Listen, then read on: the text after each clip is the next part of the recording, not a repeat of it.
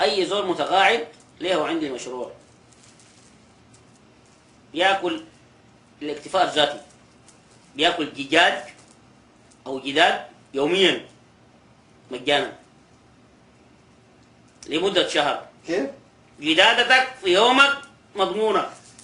خطة طبق بيض تحتك لمدة 30 بيضة، خطة تحتك لمدة شهر، بتفقس 20 يوم بتفقس. ربيهم، إذا فقسوا خطة الطبق الثاني وربيهم، أمشي تجي بعد 3 شهور بتلقى الصيصان كبروا، تبدأ تاكل من الكبر والبيض تحتك، يعني تاكل جدادك من عرق جنيتك. ده الحاصل يا اخواننا. في ناس في غفله ما دارين ما عارفين. شغل مخك تاكل جداد، سخن جعباتك تاكل جداد عديد. لا اخواننا متقاعدين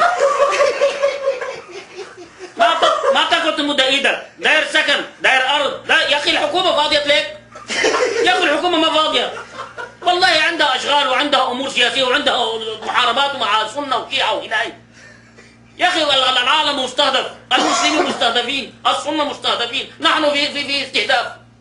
اسرائيل دايره تاكلنا، الامريكان دايرين يشفطونا، الشيعه دايرين يدقونا. يا اخي ما ممكن، وانت قاعد ادغام بغنى. والله مشكله كبيره جدا، احنا بنواجه مشكله يا اخواننا، لكن انت استفهام كمسلم كعربي.